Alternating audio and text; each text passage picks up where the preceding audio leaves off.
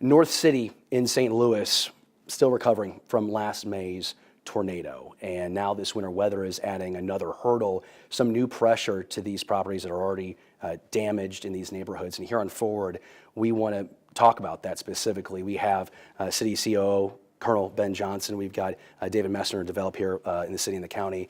And then we have Dr. Pearson here with us, Dr. Adam Pearson, who takes care of services in the city of St. Louis. Appreciate all your time. I just would like to start with, we're closing in on a year in May when it comes to these properties, people's homes damaged. In that year, they have encountered heat, they have encountered rain, they are now encountering a significant amount of snow in those properties.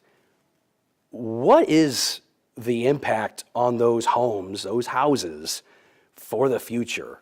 At what point do these become unsalvageable for the people who call them home?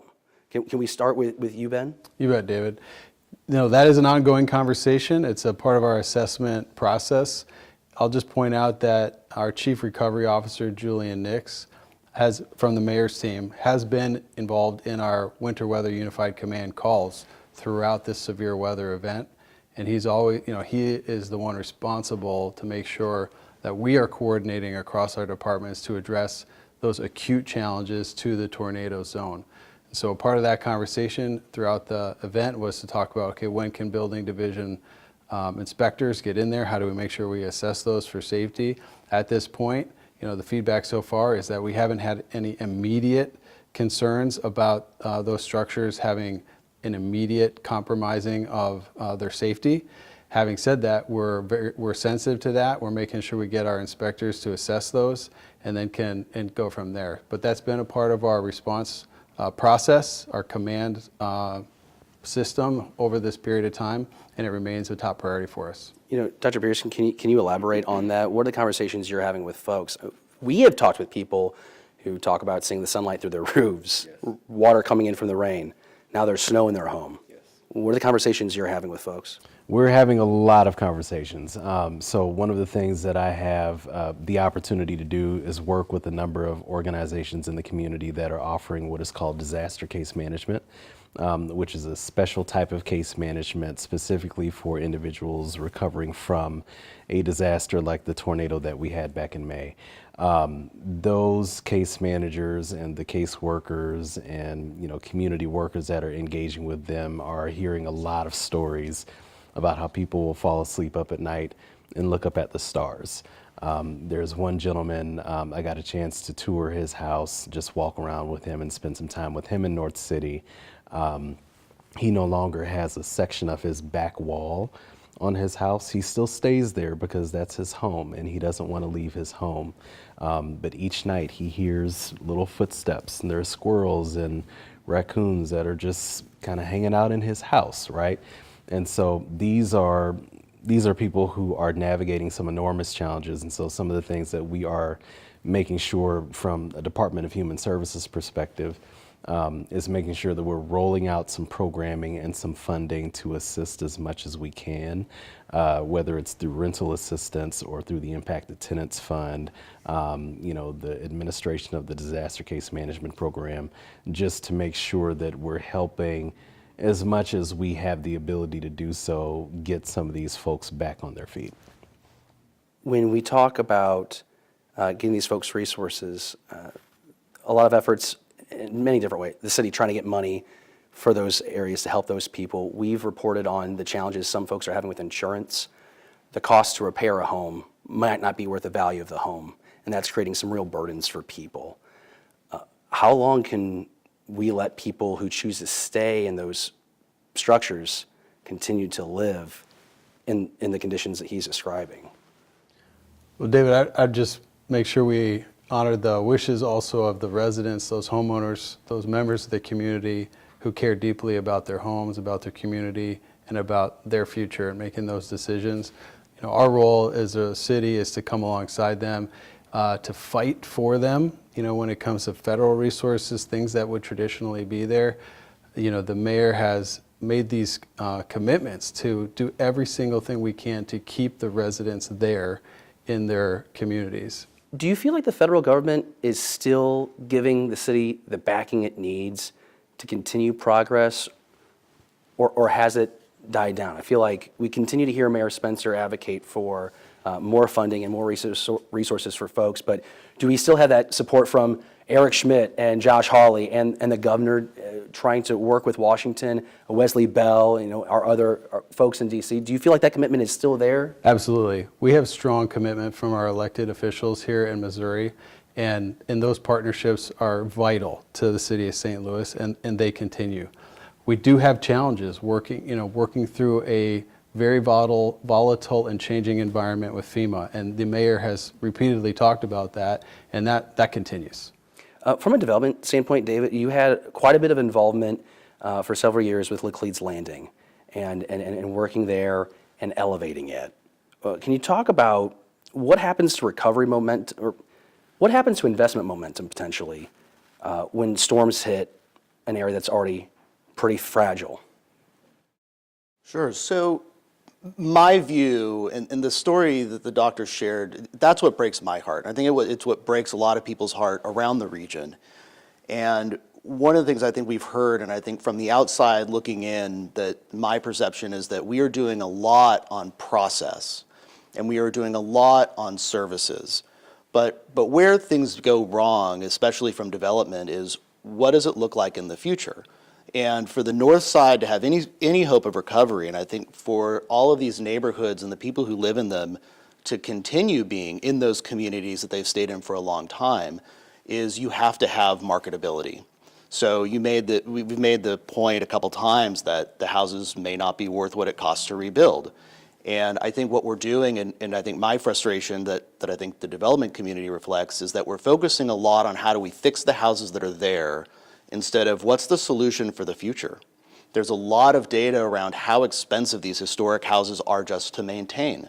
And if we have a city where the median income for an African American family is $22,000, then how do we expect them to both pay for repairs or maintain the increased utility bills or otherwise for a historic property that is both inefficient and is going to cost perhaps $200,000 to repair? That's where I think we need a lot of attention, a lot of collaboration, and a lot of new ideas and new voices to solve, because the outcome we want is for the north side to thrive, is for people to stay in their community. But the question we're not quite answering is, can it look the same that it did the day before the tornado? Either one of you care to respond to that? I'll defer to Dr. Pearson, anything that you would add, and then. Yeah, I think that is certainly a concern that I've heard quite a bit on the ground, is that a number of folks, North Side is historic. There is so much history and so much culture that has gone through the North Side, and it is also true that it is, they've been underserved for quite some time, and so I think people, to your point, they want to stay home. They want to stay in their communities. A number of people have resolved their issues and have moved, unfortunately, out of the city or have moved elsewhere. From what we are hearing from the perspective of disaster case managers and other organizations that serve the people on the ground, is that they want to stay. It is their home, it is their community, it's where they raise their kids, it's where they work. So we're interested in supporting as much as we can as a department, helping for people to maintain some of that residency if they can. Yeah, and I just really appreciate the way Dr. Pearson characterized that, and wholeheartedly agree with it.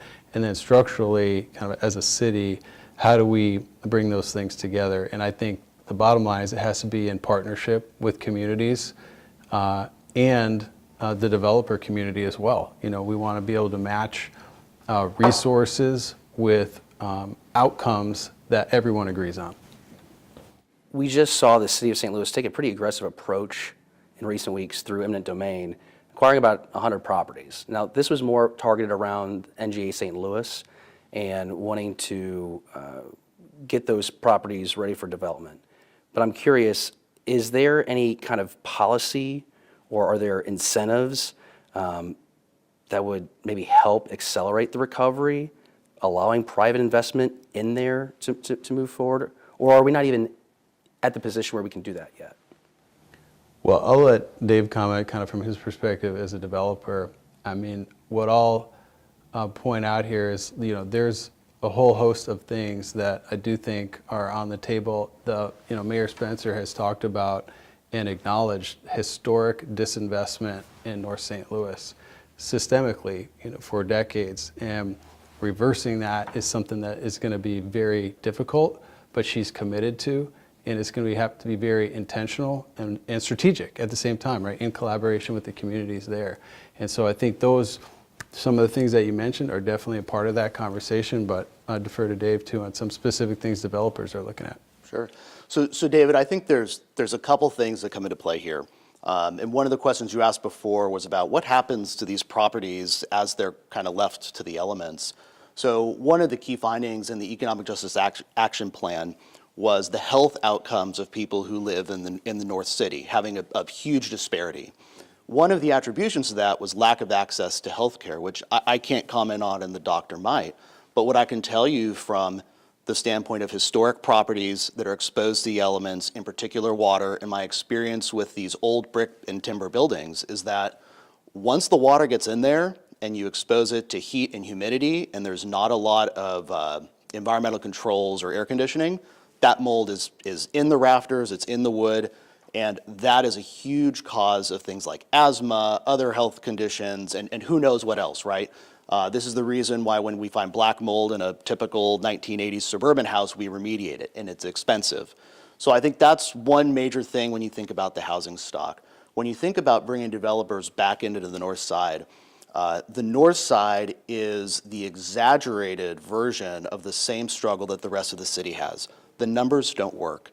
And the numbers don't work because there's not enough density and there's not enough inbound demand of population coming into the city to support the numbers that people would say, if I make an investment today that on paper looks underwater, that's fine. I'm going to be here for 5 or 10 years. The appreciation will catch up and the investment is worth it. And so what we're doing in a lot of cases, and especially in our approach right now, focusing on affordability, or highlighting these houses that are $30,000 that actually need $150,000 of improvements, is that the developer community can't make sense of it. More importantly, the lender community can't make sense of it.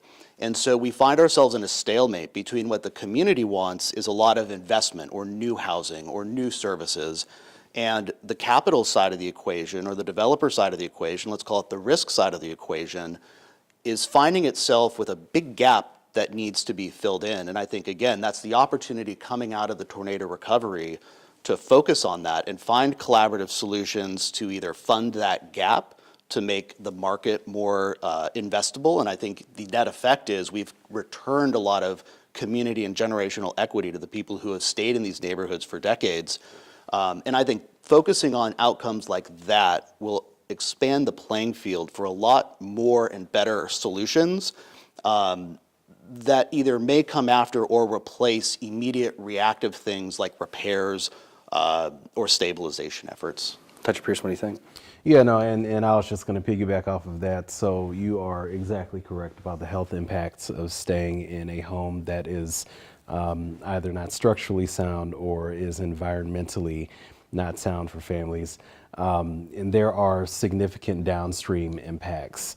You mentioned the health disparities. I mean, zip code to zip code, looking at life expectancy of, somebody in a zip code in North City versus maybe a zip code in the county. We're talking about 15 years in some cases. And so the built environment plays into that a bit. Kids with asthma who might get sick more, miss more school, that affects attendance numbers. Parents who have to stay home with sick children, that affects work attendance. And so I think, for our Department of Human Services, and then also, it's probably more of a conversation for the Department of Health, but thinking through all of the supports that are necessary to keep these things in mind, right? It's not just the home, it's not just the management of FEMA money. It is the whole person that has to be addressed. And for an area of St. Louis that has been so disenfranchised for so long, to the Colonel's point, it's a bit of a challenge, but we're trying to work through some of that with the community. And do we feel like what we've identified here, when the question is, how do we help prevent North City from falling further behind because of all these hurdles? Are these the kind of solutions that do that? Or is there something else that we're actively doing to not let North City lag even further? Because it just kind of seems like every couple months it's another hit, it's another hit, it's another hit. Well, David, just to clarify in terms of my responsibility as Chief Operating Officer, the greatest focus for me is on our high-quality city services and then public safety and justice. So in my portfolio of responsibility, it's just all these essential services to include our Justice Center and public safety, with the exception being obviously St. Louis Metropolitan Police Department is under the state control. So in that vein, what I will say is we are committed to this building block approach, and the mayor's has outlined her priorities in terms of high quality city services. We want those across St. Louis. We don't want the sort of inequity of service providing, based on neighborhood. We want it to be equal and equitable across the city in terms of the level of service we provide. And as we do that, if we have clean streets, if we have our refuse department that is keeping the city clean, if we have roadways, traffic lights in a city that is safe, we're going to be able to attract the kind of demand that housing and business needs to continue to grow and establish that critical momentum. And so, the mayor is working comprehensively on this economic transformation and inclusive growth as a part of that program. But I just want to be clear, that's a broader set of players than you have right here in terms of me and Dr. Pearson. But that is absolutely her commitment to be thinking through, not just from kind of a real estate perspective, but much more broadly.